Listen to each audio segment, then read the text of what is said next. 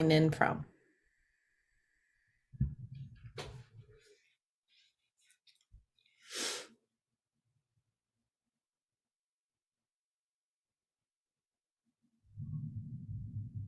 We'll just give people maybe one more minute before we officially get started. Hope everybody's doing well today. I know it's very, very hot where I am. Hot and dry right now. No rain for days, weeks actually. Ooh. Thanks, Yolanda. Welcome from Arkansas. And I see Lindsay's here. I'm glad you got logged in, Lindsay. And Trevor from Massachusetts, welcome. We have Jamie from Michigan. Well, Cindy, if you want to pop up the introduction slides, I'll go ahead and do the Peer Recovery Center of Excellence introduction, and then we'll let Amy get started. So welcome everyone to the Effective Budgeting for Nonprofits. This is session 2 of 2. I'm going to pause just for a moment. Cindy, could you troubleshoot with Hope? She Yes, said she can't hear anything. Can others hear me? Give me a thumbs up. I think they can. we're fine. Okay. So yeah, again, welcome to Effective Budgeting for Nonprofits. This is session 2 of 2. Session 1 was recorded in case you missed it and will be posted to the Peer Recovery Center of Excellence website. If it's not already, we'll get that link out to all of you. And today we're going to spend some time with Amy Brinkley. And then we also have Lindsay Krebs here that'll be giving us some kind of boots on the ground application of all this budgeting that we'll be talking about. We can go to the next slide, please. And here's our disclaimer that funding for this initiative was made possible through a SAMHSA grant, and that the views expressed within today's presentation do not necessarily reflect the views of the Department of Health and Human Services. Next slide, please. If we want addiction destigmatized, we need a language that's unified. This is just a reminder that we always want to describe people as a person first and never their disease or their diagnosis. Next slide, please. And this is a path to our technical assistance. So technical assistance is really connecting to our team of consultants, subject matter experts that can walk alongside you and tackle any issues that you have that have to do with the peer recovery workforce or recovery community organization. And so you can just go to our site. You'll see a button that says submit a request. Once you click that, you enter some information. It gets triaged by one of our team members, and then you're connected with a subject matter expert who meets with you and kind of goes through your needs, and hopefully we can work on things together to meet those needs. Next slide, please. Some housekeeping notes. Just a reminder that today's presentation is being recorded and it will be posted to the Peer Recovery Center of Excellence website. We always love to see your faces. It helps our presenters know if you're understanding the material or if you've tuned out and we need to take a short break or whatnot. When the presenters are speaking, please try to keep your lines muted. If you raise your hand and take an opportunity to speak during the presentation, please do identify yourself by name and area of work. Feel free to submit questions into the chat. I'll be moderating the chat, so I can always pause Amy and ask her to reply to something. And then you will receive a link to access the slides for this presentation. And then at the end of today's presentation, we will be sending out an evaluation link. That link gives feedback directly to SAMHSA to let you know if you enjoy these trainings, if we should keep them going, or if we need to switch things up. Next slide, please. And I think this is where I hand it over to you, Amy. Welcome. Thank you, Chris. Hi, everybody. It's great to see you again. So I believe this was our mission. I thought I was going to start at the next slide, but I believe this is what our objective was from this whole presentation. So this is a two-part presentation, and this is session 2. So this, I probably should have taken this out for this session, so I apologize. If you can just go to the next slide. So this is actually the agenda that we're going to talk through and work through today. It's great seeing everybody again. I will share with you, I had shared with Cindy and Chris a little bit before we joined that I'm actually in DC today at SAMHSA. And so I'm in this huge conference room by myself, feeling very awkward and uncomfortable. So if I seem a little bit off, it's not COVID brain this time. It's just me, with my inferiority complex or imposter syndrome. So what we're going to be doing today, as you can see on the screen, is we're going to be recapping session 1. And then we're going to go over our homework review. As you guys remember, we had homework last time. We're going to cover administrative expenses, budget resources, key takeaways, and then we're going to hear from Lindsay again. So Lindsay has presented for us in the past, and she just does an amazing job. So next slide, please. As you guys likely recall, we covered a lot of ground in session 1. So I just want to take a moment here to reflect back and recap for those of us without great memories like myself. Our agenda for the last session included level setting, the basics of budgeting, and we had the homework assignment. So I actually gained so much encouragement and insight from you guys during the wonderful conversations that we had at the end. So if we have enough time to open it up to the floor to share wisdom and just have a conversation, I'm definitely all for doing that again. During the level setting, we covered definitions for RCOs. Just a quick recap, we covered the definitions for recovery community organizations and consumer operated businesses. We also unpacked the needs assessment for RCOs that was completed by the Peer Recovery Center of Excellence. Then we covered the White House budget request, which included funding for prevention, harm reduction, treatment, and recovery. If anyone is joining us today who missed the last session, or you were here but you want the PowerPoint and didn't get it, please let us know in the chat.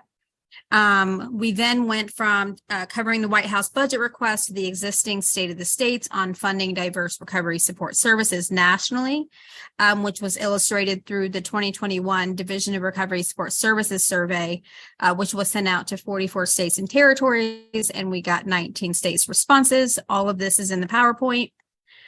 We also highlighted the basics of budgeting, which included the different types of budgeting, benefits of budgeting, the process considerations for budgeting, as well as tools that can be used to support effective budgeting for organizations. So we'll probably cover some of that today too. As you'll probably remember, our main takeaway that we landed on and that was really highlighted throughout the last session was the need for diversified funding streams to support an organization's mission. Some of the healthiest organizations that I've ever seen working in state government and nationally now has been when organizations have diverse numbers of funding streams coming in, which allows them to not be solely dependent upon any one supporter. Which in turn allows for mission-focused decision-making. So you're not tied to just one funder. You can be tied to your mission, and then multiple diverse funding streams coming in help you meet that mission. Those are the healthiest organizations. That being said, we landed on a homework assignment to find 2 or 3 new funding opportunities for your organizations that your organization would qualify for. So if you can go to the next slide. We had 3 specific questions to cover today from the homework assignment. So you were supposed to come today with 2 to 3 new funding opportunities, and you were supposed to be prepared to discuss the following: how many diversified, and we're going to put these on the screen, How many diversified funding streams do you currently operate from? What are the 2 new opportunities that you found? And what did you learn through this exercise? And then number 3 was describe successes and barriers that you experience with this exercise. So if you want to go to the next slide, this will be the instructions and we can leave this up. Here's what I'll share. I can't see all of the chat, but I did see some of the chat popping up saying some folks weren't here for session 1. So if you weren't here, maybe just go ahead and join a group and feel free to weigh in as you can or provide any insight as you can. If you weren't here, you didn't get the homework exercise. So you're not going to be able to probably answer questions 1 or 2, or no, you won't be able to answer question 2, but I think you can still answer question 1 and maybe 3 of your experience instead of with this exercise, just your experience in general trying to find funding. Would that make sense, Chris? What do you think? Or Cindy? Yes, that makes good sense. Sorry, I was on mute. I'm just getting those breakout rooms set up in the background. Okay. And you want them to spend about 15 minutes there? Yeah, so the instructions are on the screen too. So we'll have you guys break into small groups of 3 to 5 people, share with each other for about 15 minutes, successes and challenges. Some group questions to guide the discussion is listed there as well. Let's try to have everybody at least share once.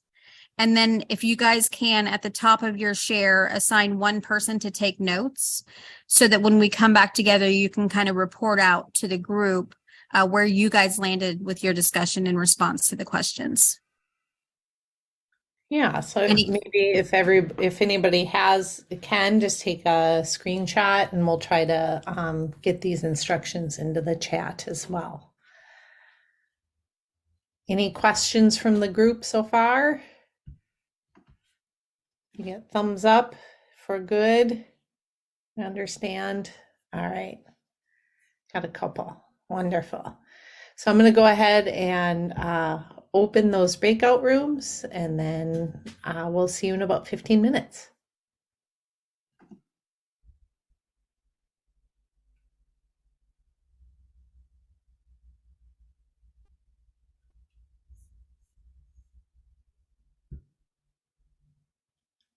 Hi, Carolina. I'm going to put you into a breakout room. Thank you. Sorry I'm late. No worries. I'm glad you're here. There we go. All right. I think they all went in there.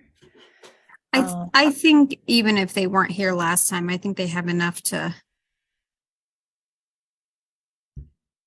Now we have somebody else in the group. Yeah. And Cindy did put those questions into the chat.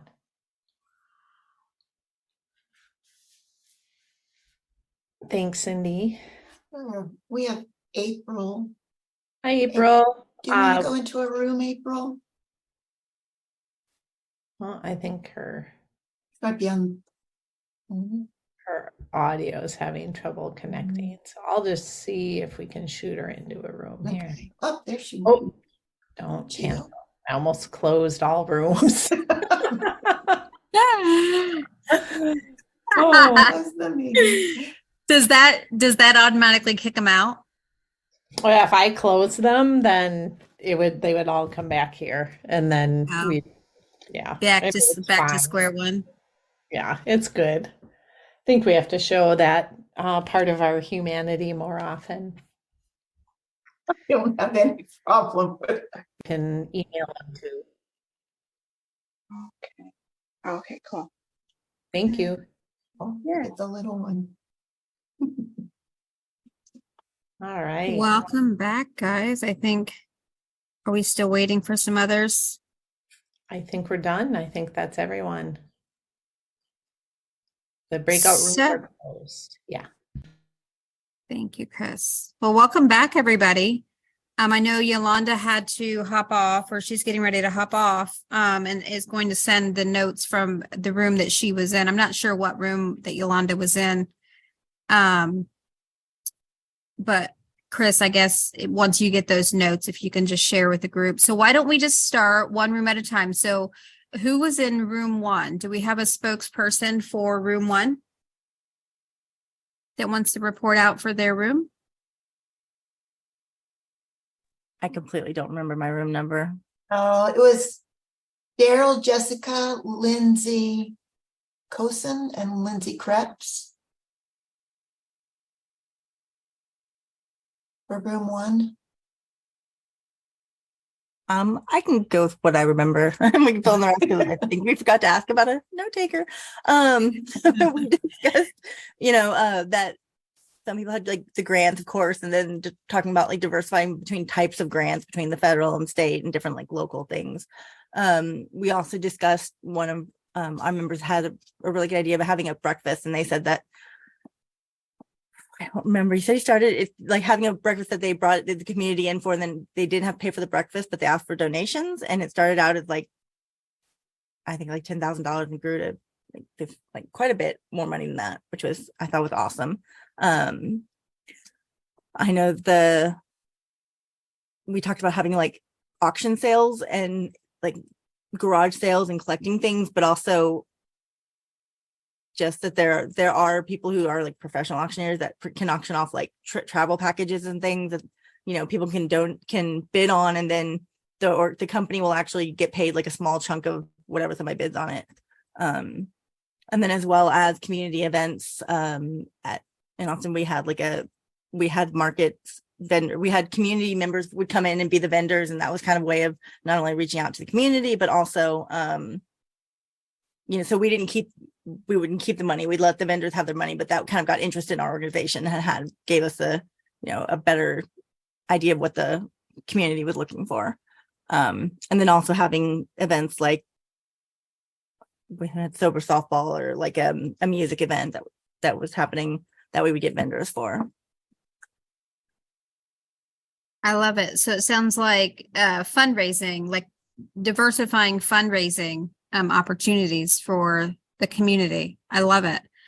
Is there anybody else in that was in the same room as Lindsay that wants to share something that maybe Lindsay didn't cover?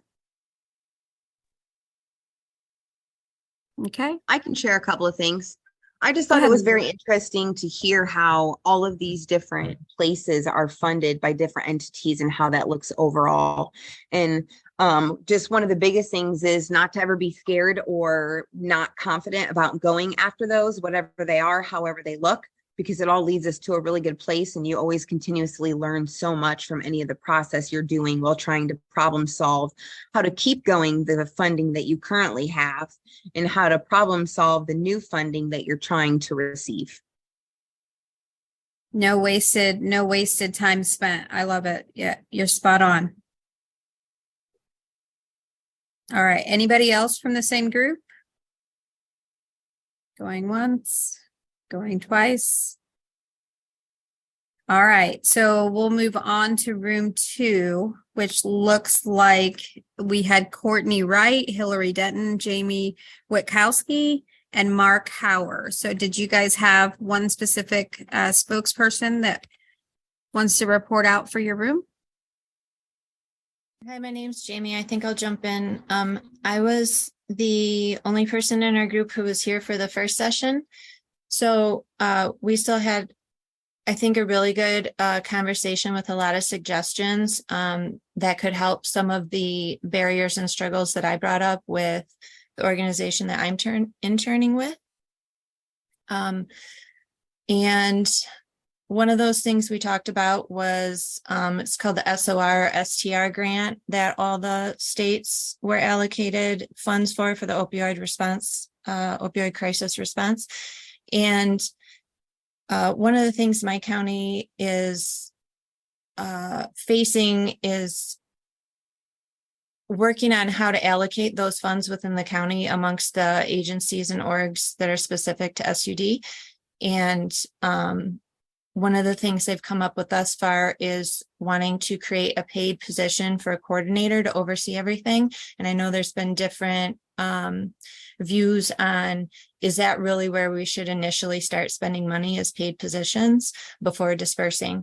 So we had I appreciated the conversation and the pros, the positivities of that were offered, which I can always take that back to the collaborative and offer more insight too, because initially I was also of the thought that here we go, we're going to start spending money to paid positions and nothing's going to the community yet.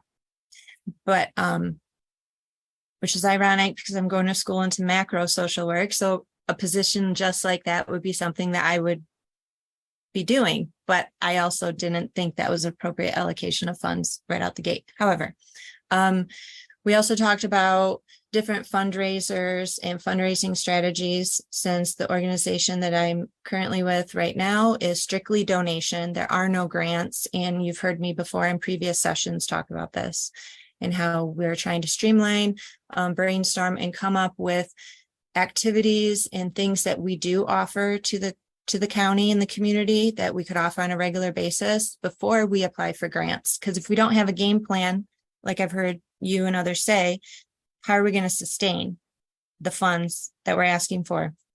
So if anybody else from Breakout Room 2 would like to chime in, I really appreciate everybody. So thanks. Thank you, Jamie. Anybody else from room 2 want to weigh in?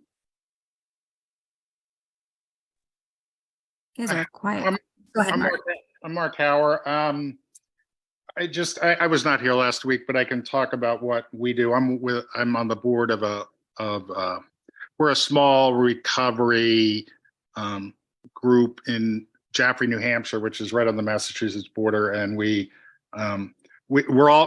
almost exclusively federally funded or donations. We have 3 different SAMHSA grants right now. Anyway, so I've only been on for less than a year, but so our executive director has become really great at writing grants, and she's very successful at it. But as far as other revenue streams, we have not been real successful with fundraising. Like there was just a New Hampshire Gives, which is like Giving Tuesday a week ago, and we never get more than $500. But we do. We actually got this email. We have this thing in New Hampshire called the New Hampshire Center for Nonprofits, and they're really great at distributing information about jobs, nonprofit jobs in the area, but also funds that are available by private foundations within New Hampshire. The largest of which is called the New Hampshire Charitable Trust, which has $1 billion and gives away. And one of their 5 focuses is on substance abuse disorder. So. We're trying to get into having like a walk, kind of run walk kind of thing for fundraising. It just started last year.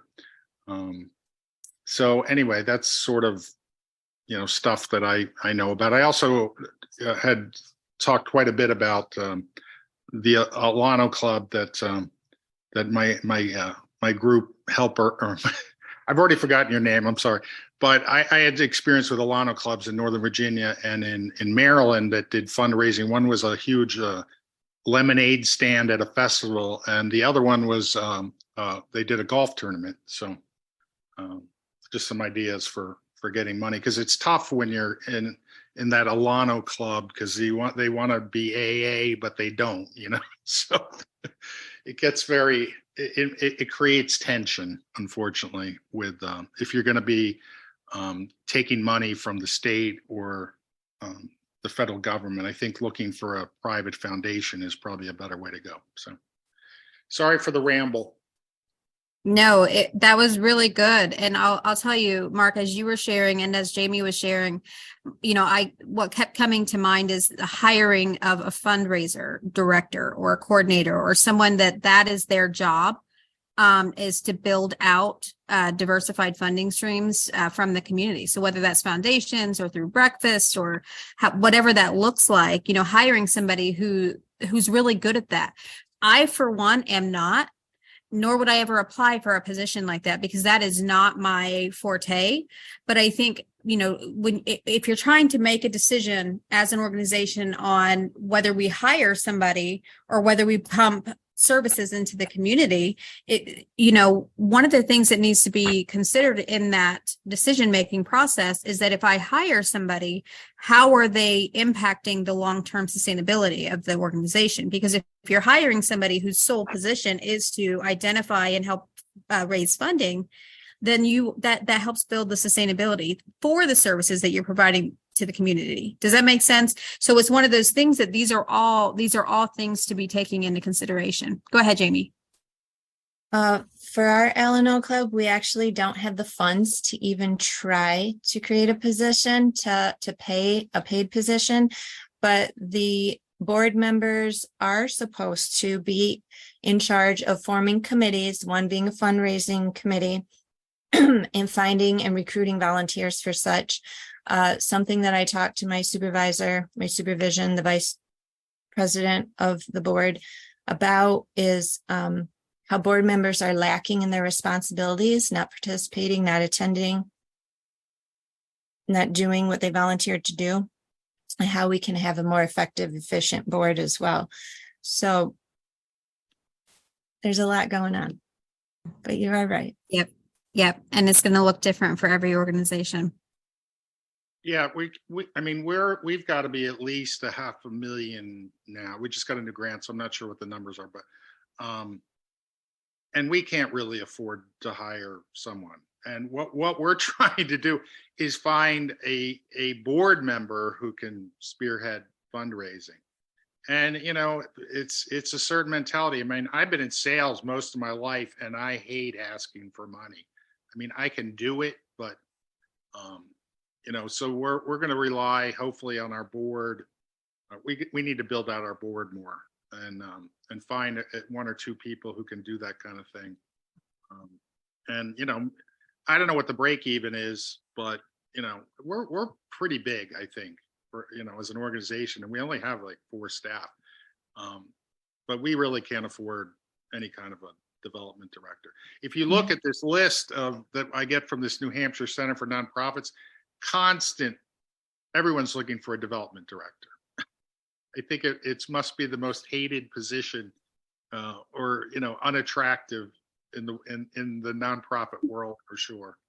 So thank you, Mark. All right, Lindsay, we're going to go to you, and then we're going to go to room 3. I think for me, like one of my favorite things is that I show up to any meeting that I can, right? So we have like health, our health district. I show up to all of their meetings and I'm loud, right? And I show up to our Recovery Ordinance Systems of Care meeting, these meetings, I'm everywhere. And because of that, people in the community know me really well. So like, I happen to know the county commissioner, who happened to tell me about, when they were getting all the funding for the opioid settlement stuff. And so I was able to write my own grant and put in for that. I'm also part of like when the health district talks about their grant, like I'm there for everything. So even things that aren't specifically SUD related, if you can get out there and get in the community and get to know people, you start just hearing things. Right. Spot on, Lindsay. All right, room 3. So we have Carolina and Michelle. There was just the 2 of you. So if one or both of you want to come on off mute and share with the group.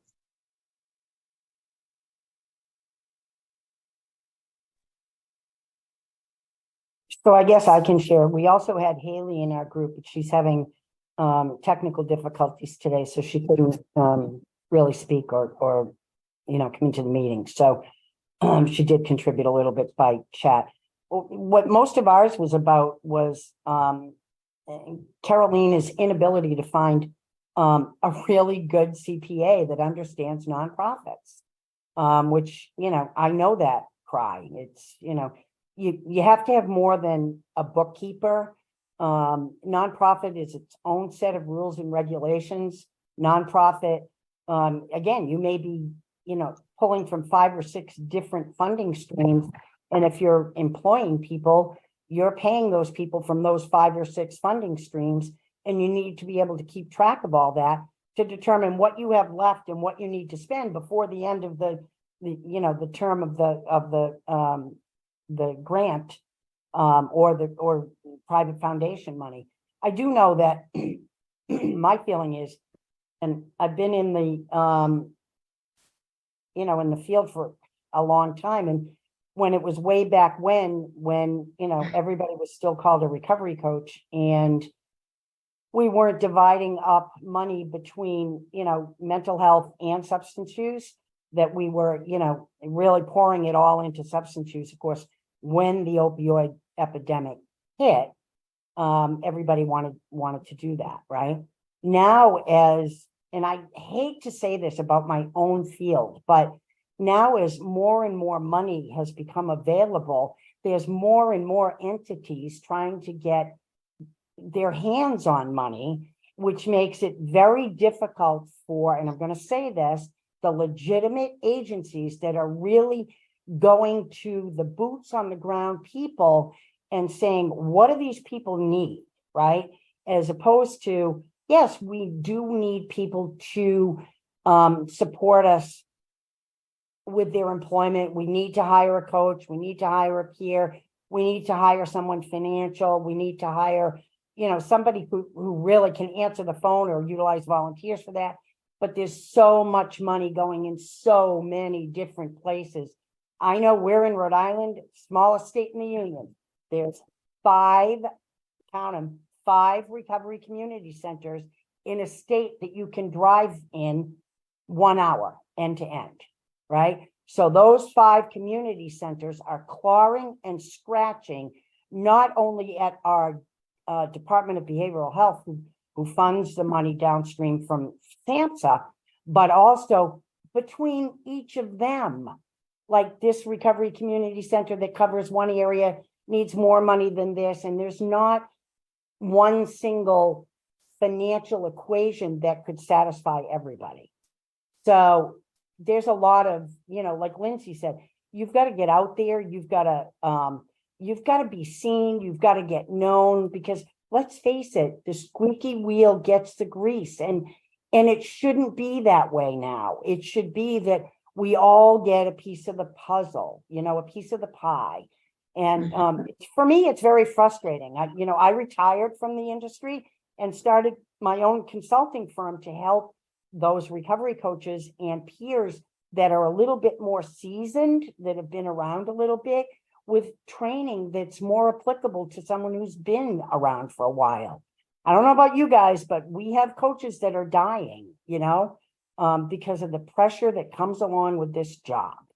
So I really wish that we could put more money and funding towards training our coaches, our peers, a lot better than maybe we're doing right now. So that's just my editorial comment. But, the bottom line is find somebody who can handle your grants, whether it's 1 or 5 or 25, to make sure that you don't lose money in the whole process.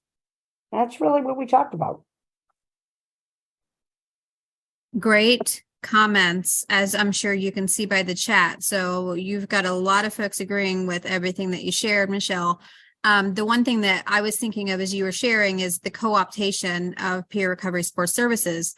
And I was in another meeting a couple of weeks ago, and they were talking about how all of these organizations are adding recovery to their name, and then like their services haven't changed. They're not providing anything new, and or they're trying to move into providing peer support and going after all of the money and beating out the local community organizations, just exactly what you're talking about. Yeah, and I mean, even if I may, again, Rhode Island, smallest state, I can't imagine what's happening in like Texas and California and, in the Midwest, even the Carolinas or West Virginia. But I do know somebody here said, the smaller orgs are often overlooked for these bigger for-profit agencies that are forming 501c3s under their heading so that they can get that additional money. And I wonder, and this is just my, my conspiracy thinking, does all that money legitimately go to recovery, or is it funding another position within that for-profit? And it scares me because I don't know about you guys, but I know I worked my ass off for a long time to be able to get peer recovery formed in such that it would work, and now it seems like it's just kind of falling apart, and recovery's getting lost in a lot of other genres. Right. Thank you, Michelle. Lindsay, welcome. we'll go to you and then we're going to go to room 4 because we're kind of running out of time here. Yeah, I know we don't have much time, but I just wanted to make a comment about the last thing she said, just because I think it is so important. A lot of times we have these people that are in positions that hold a lot of power. And so what happens is they take their opinion, and of course, naturally, we think our opinions are the best one. But we have to always remember, especially in this line of work, that we have to go back to keeping it person-centered. Get out there and have the conversations with the people who are actually receiving these services, so we truly know what they're needing and wanting and can deliver that to them. And then besides that, just stay true to your values. If you know and feel that way about the line of work you're in and are maybe seeing some other things that just don't sit right, keep fighting for those values you have and keep going for that person-centered care, because that will come full circle at some point. So just don't give up. Great words of advice, Lindsay. Thank you, room 3. This has been a great conversation, and some of this I will be carrying with me in future conversations with other stakeholders. So room 4, looks like we have Hope Warren, Michelle Williams, and Robin Hubert. So does somebody want to come off mute and share with us your report out for your room? Well, I'll share a few things and comments on what was said. I've been executive director of On Our Own of Roanoke Valley, which is a small peer-run recovery center. And I've been here, it'll be 23 years next month. So I've seen a lot of things over the years. I've applied for many grants. I've gotten some, and I have not gotten some. And something that Michelle, you were referring to, applies to everybody. When you get a funding, if it's discretionary funding, you have to spend it on what they say. So you apply for funding, you tell them what you're going to do with it, and then you have to do that. As far as operational, which includes positions, I've found it very difficult and challenging. I'll say challenging. I change the words, you change your frame of mind. It's challenging to find operational funds. We do get federal block grants, and we ran for the first 6 years on $33,100, 6 days a week open, and services 5 hours a day. And then I applied for another grant that happened to come through. So when you're talking about funding, you're looking for funding, what I shared with my group was that, like we got some of the American Rescue Plan Act, the opioid response, we got some SOR funding too as well. But those were all supposed to be for specific services, which they were used for. What I applied for, we used these. And sometimes you can find a one-time funding opportunity. I've gotten anywhere from a $2,000 in the state of Virginia, they called them mini grants at one time. And I started up it was startup money for me. We started up a computer program.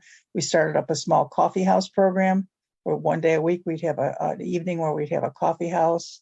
And so I got, our startup money was for buying supplies and things that we did with it. So you have to, when you want to diversify. Right now we run on the federal block grant is our major funding, but we have 3 contracts with the Community Services Board, which is, I know that's called different things in different states, but it's the public agency that has to take anybody, no matter what their insurance is, or do a sliding scale. So we contract with 3 things to go into the mental hospital, to go into to provide group peer support services, and to go into the crisis stabilization unit to do the same, and then into some of the group homes. We provide some activities and peer recovery stuff to let people know that there's a way out. There's people do recover. So it's, looking for that. Other funding things that we've done. We did a yard sale recently. We had 2 yard sales this year. And the last one we did just a month or so ago, we raised over $800. And that was great. I mean, for me personally, to have a yard sale, I was happy with raising 100, 150. And but Jessica, I don't remember Jessica's also on the call. She's my program manager. I don't remember what we made on the first one. We made about 700 on the first one and 900 on the second. Yeah. And sometimes we do little things like we have raffles. One of our board members donated a PS4, I think it was, game system, and we have a women's group once a week that makes little things like bracelets and all kinds of little things. We hot and cold bags, the rice bags that you can put in the microwave or the freezer, and then we sell them at vendor tables. Or we're going to have like a fall festival this year, a fall fundraiser this year that they're making things for. So looking little ways, but those are only going to kind of supplement, but the thing about those little things, like little things compared to what you get for grant money, is they're non-discretionary. So you can put them towards anything. And I'm also a peer support training. I'm a trainer. So that money also, when we charge for a training, that money goes back in to our center and it's non-discretionary. So we can use that for other things. And, but operational, as I said, operational is it's few and far between to find operational expenses to fund a position or something like that. And the other big thing when you're thinking about fundraising is we don't have a budget for advertising. Our center is celebrating 30 years this November in the Roanoke Valley, our 30th anniversary. And we're still like the best kept secret in this area.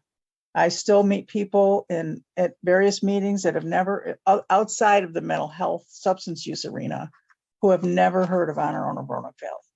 So, I mean, I carry my cards everywhere.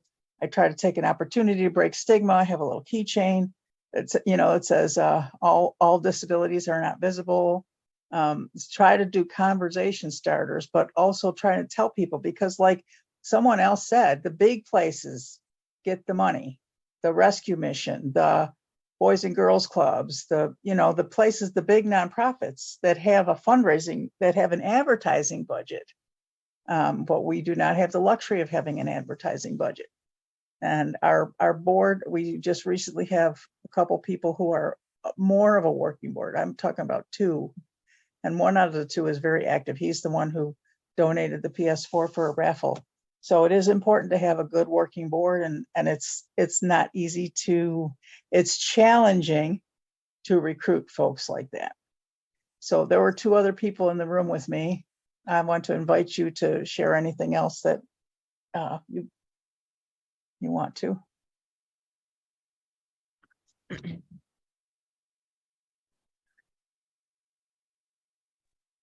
This is the other Michelle here, and I apologize I'm not on video because I'm having some internet issues I think might slow it down. But I wanted to add to my counterpart, Michelle, something that she added in there. One of the things that I had mentioned in my group was I work in a nonprofit right now, and I'm a peer support worker, and I am actually looking for a position that is going to be opening soon in my community for a domestic violence shelter. And one of the things I kind of did as an imaginary thing for this domestic violence facility about the possibility of tapping into that substance use funding. And I will definitely take away Michelle's point of reference on that about, everybody in other genres kind of stealing funds for that and maybe not using it very appropriately. If I get the opportunity to participate that in a little bit more thoughtful way, because what I'm aware of in my community is just that, there are many victims of domestic violence or perpetrators of domestic violence, because this facility provides services for both, where substance use is a key factor in actually the way they are operating right now, denying services, because people are coming in under the influence for emergency housing in a domestic violence situation, and then they're not providing services because they don't have the ability to. So I know that that's something that I would like to bring to that shelter is a more diversified approach, because we know that mental health and substance use and domestic violence, there's a lot of these issues are very layered responses. And so if you kind of come in the door as a one-trick pony, you're not going to provide the right services to the victims and the people that you say that you're going to serve. So, but to do it in a thoughtful way, as Michelle was acknowledging there, to still adequately provide a service to that is also really important. So I thank you for that, a little bit of feedback on that. I really appreciate that. And I just see that we have peers in Texas. We've started putting peers in libraries and ERs. So those are not the thing, like, to me, that is not what we're talking about when we're talking about like kind of co-opting the funding. For me, I'm more talking about like treatment centers that force you to see a peer, which is obviously not peer work. If you're forced to see somebody, that's not a choice that makes you no longer in peer services, right? Or if you've got peers who are doing like drug testing, like, to me, that is like, yeah. But so services like that are, I think, what I think of when I think of kind of like stealing money essentially from us. Totally agree, Lindsay.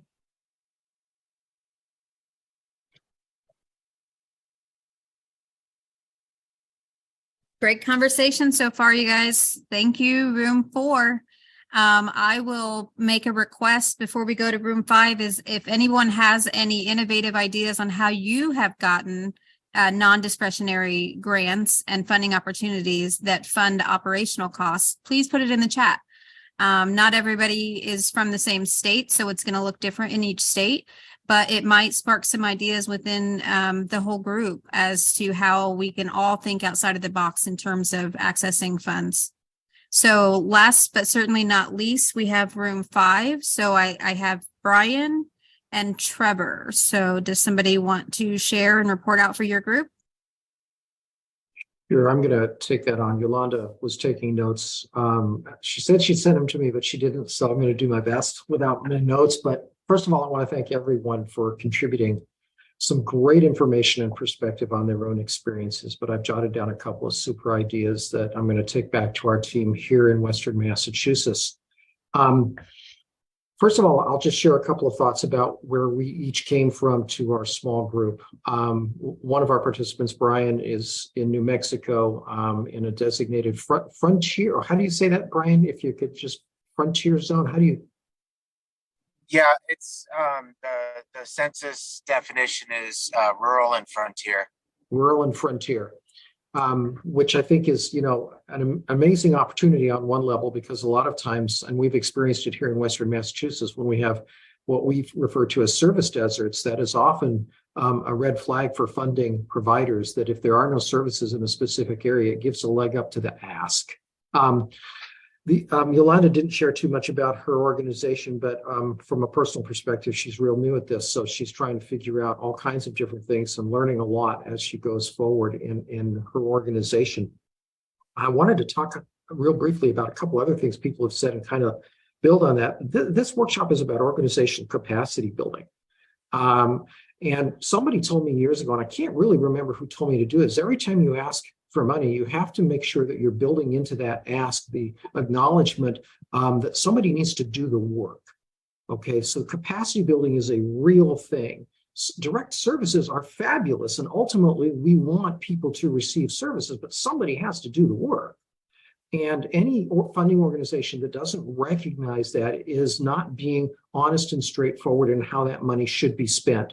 I mean, I'm not saying 80% of any ask, but certainly some part of it has to recognize that. So I just encourage everybody to don't neglect it. Don't forget to ask about it, and don't assume that you have to explain it or justify that, because that is a part of really doing business. Another point was the 501c3 issue, about how people may be misusing that.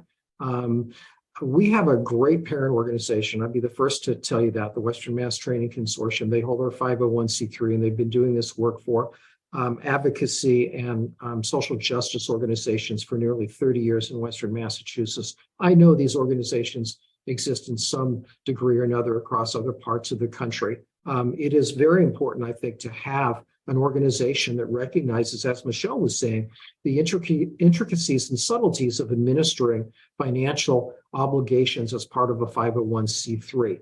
And it's difficult to think that any 1, 2, 3, or even 4 people in a small organization can grasp that. Which leads me to my next point, grant writing skills and experiences. It's awfully thin on the ground. And if you're part of an organization that has that talent, pay homage to it, buy lunch, really respect the commitment, effort, and energy that goes into that. But with that said, look to build that talent in your own organizations. And I wanted to speak, is he still on? Mark is still on. This idea that organizations look for people who can and want to do development, but struggle to find people. I encourage you to consider building a line item in any job description for every single person in your organization to recognize that you're going to be involved in this. You might not know anything about it, but we're going to find a way to teach you that that's an expected part of doing work in this field, because we're all funded and our jobs really depend on that, right? So if you can't address or speak eloquently about what your organization's role is, the impact that it has, and why you should support us, then you really shouldn't be doing any staff job in any organization, in my personal opinion. That's my personal opinion. The other point I wanted to make sure that I mentioned is that we were able to shift our perspective. I work in a state-funded peer recovery center. But when we started to shift our perspective from responding to addiction and doing harm reduction, that's our bread and butter, right? But we recognize that we play a role in public health. Okay, we play a role in public health. Now that bridges a gap for a lot of funders, because there's a lot of stigma out there. We all recognize it. It's better than it has been, but it's still there.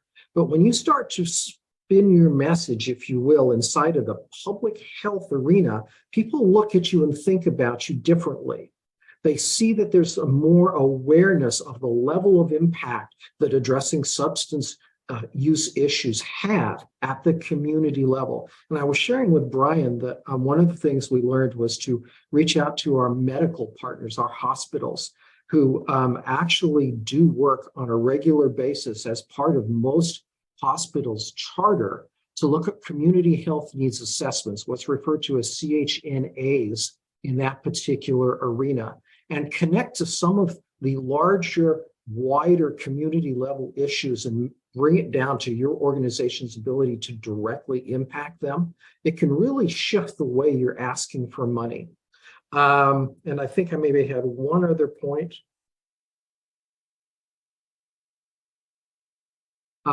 Don't neglect the small ask, because the small ask gives you credibility for the next ask. When you reduce the risk for funders to fund you, they're more likely to fund you. And so building on even small things. And the other ideas, I've heard so many great ideas about community level development. I mean, you've got community level at the member level, the people who are part of your organization, and then you've got it at the community level in the town that you're a part of, and then you've got it at the city government level, and then you've got it at the state level, and then you've got it at the federal level. And you really can't ignore any one of those levels. You have to be thinking about them all the time so one can build for the next. And I'm going to pass, let Brian add anything that I might have missed, but thanks for letting me share. Yeah, so one of the things that I don't know if anyone here can identify with or relate to, part of this whole rural frontier Wild West mentality is presents a sort of oxymoron, or a sort of like weird paradigm, because much of what happens in terms of peer support and addiction recovery happens behind closed doors. So the numbers that are reported are not actually what the numbers really are. The numbers are reported are a very small number compared to the actual numbers. But we don't know this until we start hitting boots on ground. What's that saying? Boots on pavement. I call it pavement pounding. Until we start going to these organizations and talking about this and opening up the discussion. Now, the flip side of that coin is that in these rural areas, everybody knows everybody, and word spreads like fire. Yeah, and so unless you're out there in the community talking to every single person you can, you're not going to really know about the deep-seated problems that are transgenerational in these communities. I mean, we're talking about drug addiction at its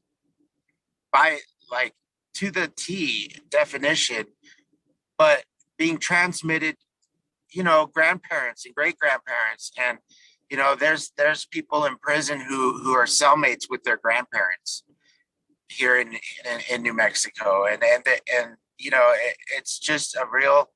But these transgenerational things get swept under the carpet unless you start these conversations directly with the people who are impacted. If you don't, then you're not going to get out there. Your name's not going to get known. And there's a lot of pushback from the community, especially right now. We have lots of agencies all trying to do a similar thing. And so some of the more established agencies are saying, why are you doing this? We already have 10 agencies that are doing this. And so that makes it incredibly hard for people like myself who are front of the line workers, who actually go to these communities, who actually talk face to face with these community leaders and these community members. So that's kind of the challenges that I'm facing in terms of raising money.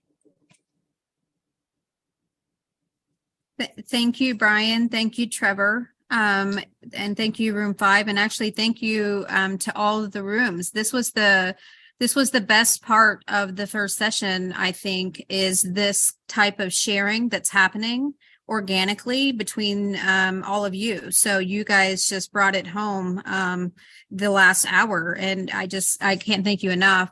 One of the things that I wanted to underscore and emphasize that was just shared by Room 5 is that as a funder, I understand that there are operational costs that come into play. So when my original contract with our statewide recovery community organization to develop RCOs across the state was a pilot contract. So it was a pretty hefty investment. And the next time when it was time to, renew that contract, we had to have those conversations around, the first 2 years was really just, building the plane as we're flying it. But now we're starting to understand what the need is and what's happening in each of the communities. And so we started to have, we had to have those conversations. And so, having those conversations with an organization that could come and he was very open and direct with his hand out with what the needs are. And so just emphasizing what Trevor had shared with going to the funders with a very clear ask and being able to speak articulately to what the operational costs are and why they're needed and how it relates to the services being delivered. Funders are going to understand that request. There are going to be times when, as the funder, my hands are tied and I can't change what the federal requirements are around certain funding that I can't change. For example, 5% admin costs is the cap for block grant funding, right? So that's not something that and I'm putting on my state hat as a state person that I could have changed, right? That's a cap that's federally mandated. That's not something that I would be able to adjust, but I might have an idea of how we could offset some of those costs elsewhere within the scope of work. So having, just be encouraged to have the boldness to make the ask. The worst you're going to get is no. And if you're already in the boat of having the need, then don't accept the no, try to get a yes. Because you've already got the no if you've got the barrier. So I know we've got about 15 minutes, and I know, Lindsay, we wanted to hear from you too.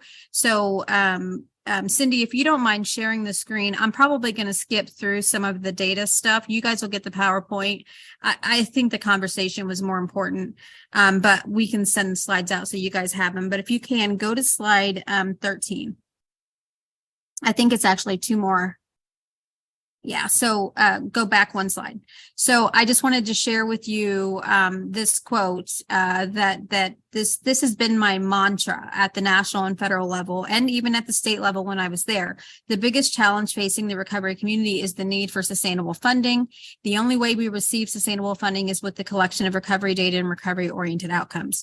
So how do we maintain the existing funding? We need recovery data. We need recovery oriented specific outcomes, because here's the thing, you guys have already talked about it. We have all these traditional treatment providers tacking recovery into their name and then selling those services as if they're providing them, and they're not. So how do we disprove that, or how do we prove our, and I don't feel like we need to prove our legitimacy, but we need to have the data. We need to be able to show that what we're doing matters, that that it's making impact, and that people's lives are being changed, and that what we're offering is different than what the treatment providers are offering. And we do that through data collection. So I've always been a huge proponent for recovery data collection and recovery-oriented outcomes, because that's how we're going to continue to build and maintain funding. All right, so go to the next slide. We're going to skip some slides quickly because I want to get to, all right, we'll skip this slide. Go to the next one. Next slide. Next slide. These are just, so when you guys get this, the slide deck, what you're going to see is just different ways that Indiana started to collect recovery data, and how we were looking at recovery data through the lens of SAMHSA's dimensions of recovery, and how we were starting to try to show the efficacy behind the recovery support services we were offering in a way that moved funders' decisions on internally, at least for me, internally at the state. I was able to take this data to our, substance use division, for example, and say, look, this is the impact. This is what's happening. This is how we're helping people. I need more money. And so that's how we did it. So you guys can look at that. Why recovery data collection matters and outcomes matter for the future of RCOs. Let's go ahead and go to the next slide. So I did want to kind of highlight here. So we've been talking about discretionary funds, non-discretionary funds, and the restrictions behind discretionary funds. This is a throwback to session 1, when the Division of Recovery Support Services sent out the survey to 44 states and territories, 19 states responded.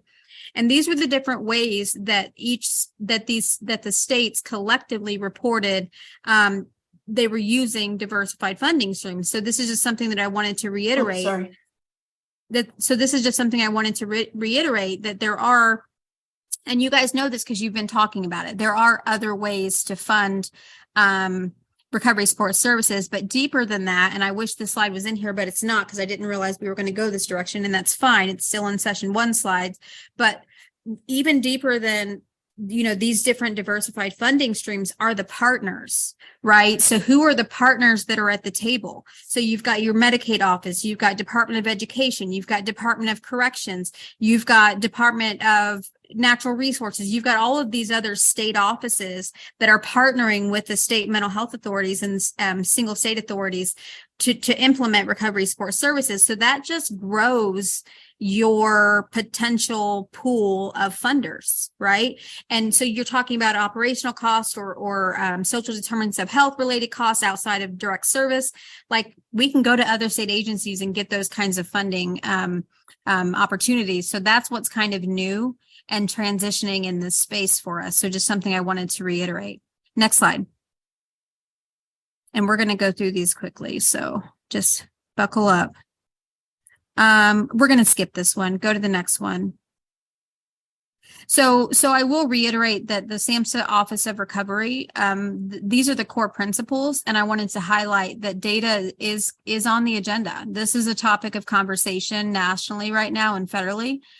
So data and evidence of recovery support services, implementation of recovery support services is going to continue to be a topic of conversation. So just something to note. Next slide.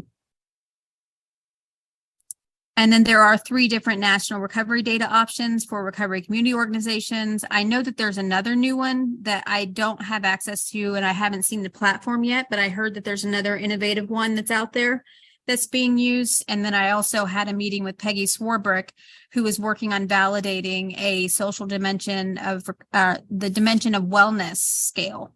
So there's going to be more mental health focused data software coming down the pipeline soon too. So just something to note in case folks are interested. Next slide. So never doubt that a small group of thoughtful, committed citizens can change the world. Indeed, it's the only thing that ever has. Margaret Mead. So this whole conversation today has been very impactful and empowering. And I've got a whole page of notes of things that you guys have shared with us that I want to now share with others to see what we can do to address some of these issues, because it's just validating every time I hear it from someone new. So thank you guys for the conversation. Next slide. We're going to change the world. We can skip the takeaways. So let's go ahead and skip this slide. And I think the next slide, you guys will get the PowerPoint. Yep. This is where I wanted to be. I really wanted to have Lindsay have an opportunity to share with us. So I am going to hush up and we are going to introduce Lindsay. Lindsay is the executive director of the Recovery Cafe Lafayette, where the mission is to support the development of the mind, body, and spirit of individuals desiring recovery. Prior to taking this role, Lindsay worked as a peer, case manager, and operations manager at Home with Hope, a recovery residence located within Lafayette, Indiana, whose goal was to create health, home, community, and purpose in the lives of those experiencing substance use disorders. She's also worked closely with Phoenix Recovery Solutions when they first launched helping to provide multiple pathways to recovery solutions through peer-based services and lived experiences. She has been certified with her Certified Addiction Peer Recovery Coach 1, Certified Recovery Specialist, and Community Health Worker certification, as well as MAT since 2018, and is consistently striving to help people navigate their recovery journeys in Tippecanoe County and the surrounding areas. Next slide. Lindsay, I am now going to pass this over to you, and thank you for sharing with us today. Perfect. I know we don't have a ton of time, so I'll try to be as quick as possible, but I just wanted to say one thing about the conversation that did go on during this session. You always know you're sitting in a good session when the time flies, and I have no idea where an hour and a half even disappeared to. I just think that is a component that does not happen enough in trainings and in meetings. So to see that just happen naturally really just made my day. So thank you all for having a thought process and an opinion and being willing to share those things. The other thing really quick is that earlier, one of the guys mentioned hating asking for money. And I felt that on a deep level. Stepping into this position 10 months ago, I was like, man, that sounds like the worst thing ever. But in doing so and kind of getting my footing in there, I realized two things. It's all about the partnerships in terms of that funding in your community. And it is also good to know that most of the recovery places within your community and beyond have a budget in place for donations. So that was something new that I learned. It was like, wow, they're already equipped and willing, waiting and ready to give that money out. Now I just have to build the rapport and the relationships within my community to be seen enough for those funds to want to be given to what we are so passionate about doing. So the first slide we have here is just a really simple example of data collection. It starts with keeping track of sexual orientation, ethnicity, gender, age, housing, employment, and gives you a description of the different services that we offer throughout the week. By doing this, we are able to see exactly the people that we are affecting, who they are and where they are from. And the reason this is important is because then we have some headway in saying, hey, we're dealing with this person and we're dealing with that age group and we're dealing with this issue when we are moving forward in terms of our budgeting, in terms of our funding to be able to get and receive what we are in need of. Next slide. So why is data collection so important? Obviously, there are successes and there are also challenges. And first, I'm going to read through the successful parts of that data collection process. Clear categorization of data. This data is organized in specific categories such as sexual orientation, ethnicity, gender, age, housing, and employment. This allows for easy analysis and identification of patterns or trends. Comprehensive data collection. The data includes a wide range of demographics, also such as sexual orientation, ethnicities, genders, age group, housing situation, and employment statuses. This provides a holistic view of the population being studied. Adequate sample size. The data appears to have a sufficient number of respondents in each category, allowing for meaningful analysis and generalization to the target population. Inclusion of preferred to not answer and unknown categories.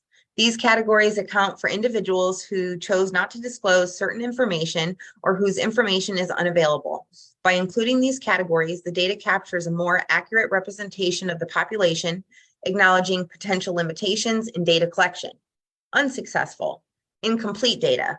Some categories have missing or unknown values, such as gender, not listed under gender, and unknown under ethnicity. This limits the completeness and reliability of the data. Imbalanced categories. Some categories have a significantly smaller count compared to others. For example, the transgender category has a count of 0, which may limit the analysis and understanding of the experiences and needs of this group within the population. Limited age range. The age categories provided only cover up to 65 and older, which may not fully represent the diversity of age groups within the population being studied. This could potentially skew the analysis and findings. Lack of contextual information. The bullet points do not provide any context or explanation of the data. Without further information about the purpose of the data collection or the specific goals of the program, it is difficult to assess the significance or implications of the findings. Now, before we move on, I just want to hit on that last one, because if you recall the first slide, it was a very basic breakdown of demographics. But if we want to really hone in on that hard data, we have to dig deeper. Currently, Recovery Cafe Lafayette is working on not just creating surveys that ask questions and connect dots, but being the people to go up to our population and look at their entire story and accomplishments and plug those into a bunch of different areas, such as, have they overdosed again in the last year? Are they living on the street still? Are they technically able to work a job and move forward in all of these areas of health, home, community, and purpose in a way that lets us tell them, hey, not only do we have the diversity here for you and all these numbers here for you, but we can actually hone in on what each individual member has done, accomplished, and truly prove why we need to be here and why we need to exist. Next slide. So the value of data collection. The value of this data collection lies in the potential to provide insights and information or inform decision-making in various areas. Here are some potential values of this data. Understanding demographic diversity. The data collection captures a range of demographics, including sexual orientation, ethnicity, gender, age, housing, and employment. This information can help organizations gain a better understanding of the diversity within their target population, allowing for more inclusive and tailored program development, public relations, and marketing efforts. Identifying specific needs and preferences. By analyzing the data, organizations can identify patterns or trends within a different demographic group. This knowledge can be used to design and implement targeted professional development, training, or program initiatives that address the specific needs, preferences, and challenges of each group. 3, promoting inclusivity and equality. The data can help organizations identify any disparities or inequities that exist within their target population. For example, by analyzing the data or gender, ethnicity, and sexual orientation, organizations can identify if certain groups are underrepresented or facing barriers. This information can be used to implement strategies to promote inclusivity, diversity, and equity within professional development, training, and program initiatives. Evaluating program effectiveness. By collecting demographic data and tracking it over time, organizations can assess the impact and effectiveness of their professional development, training, or program initiatives on different demographic groups. This information can help in identifying areas of success, areas for improvement, and inform future program planning and adjustments. 5, meeting reporting and compliance requirements. In some cases, organizations may be required to collect and report demographic data for funding purposes or to comply with regulations or guidelines. This data collection can help meet those requirements and demonstrate accountability and transparency in the use of resources. It is important to note that the specific value of this data collection would depend on the context, goals, and objectives of the organization or program conducting the data collection. So the value of the data collection is to give and provide evidence on why you're around and why you need to continue to be around, because we all have a lot of passion inside of us. So when we go for these funding sources and try to kind of give our argument, we want to be able to say what we're doing is worthy and have people just listen to us. But unfortunately, that's just not the way it works. We need to be able to say, hey, this works, but then we need to be able to have the value of the data collection to not only say it, but prove that it is there for a reason and needs to continue where it's at. Next slide.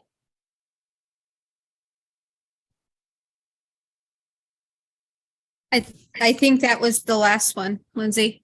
Okay.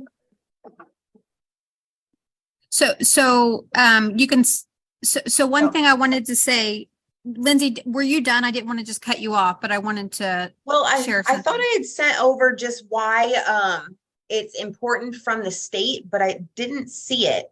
But honestly, that about wrapped it up. You know, the biggest thing the state's going to look at when they see it is why, again, you know, they are wanting to take whatever funds they have and give it to you, you know, and we earn that through the data collection itself, in bringing that data collection to show the value in what we're trying to receive. Mm-hmm. No, thank you, Lindsay, and thank you for sharing today. And I was actually going to share a little bit from the state perspective, is that organizations like Lindsay's are being funded through the State Division of Mental Health and Addiction. And I was the one that started that whole contract and started funding organizations. And one of the things that's very helpful by having each of the community-based organizations collecting that data is that I, as a state funder, can look at that and say, oh, look, you know, these are the populations that are being impacted by the recovery community organizations. These are the types of needs that are being presented, and as it relates to health, home, community, and purpose. And then I, as a state funder, can look internally and say, okay, do we have funding to offset some supports related to any of these areas, targeting any of these specific populations?